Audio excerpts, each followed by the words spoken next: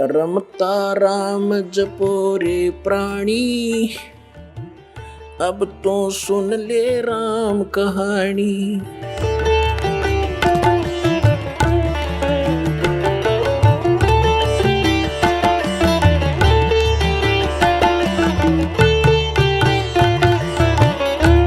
दो दिन के बाद फिर मुसलमान इकट्ठे किए। फिर सिकंदर लोदी से कहा कि हम एक परीक्षा और लेंगे, इनको झेरे कुएं में डालेंगे और ऊपर से मिट्टी मिट्टी डाल कर बंद करेंगे, फिर देखेंगे, फिर हम मान लेंगे जो अल्लाह है, जो बाहर आ गया था।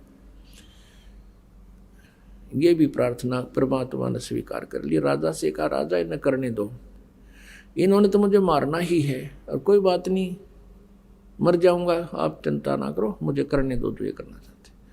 और सिकंदर कहता था, जी मेरी तो पार नहीं बसा रही, ये तो दुष्ट इंसान है, कुछ भी करवा सकता है, मेरे राज को भी उलट पुलट कर सकता है। तो पुण्यात्माओं, परमेश्वर जी को पकड़कर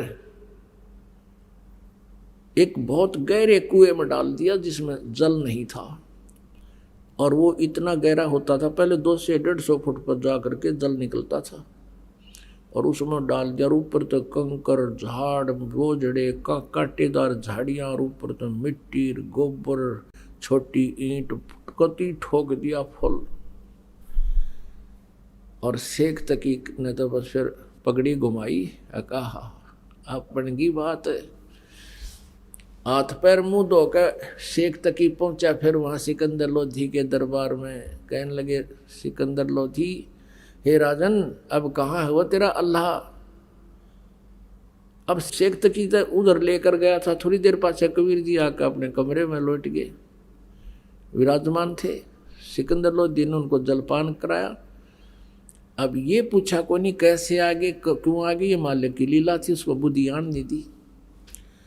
शेख तकी इसकी बात सुनकर कि उसको हम दाब्या गड्ढे में कुएं में डाल दिया है, कहाँ है वो तेरा भगवान? सिकंदर लोधी कहने लगा, किसके विषय में बात कर रहे हो शेख तकी? कि वो तेरे गुरु के बारे में, कबीर के बारे में। उसको हमने झेरे कुएं में डालकर ऊपर से सैकड़ों टन मिट्टी डाल दी है, झाड़ बोझड़े डाल दिए, अब निकल के दिखाए। सिकंदर लोधी कहने लगा, वो बैठे कमरे में, आ दिखाऊंगा। अब शेख तकी गया, देख कर नो कर लिया।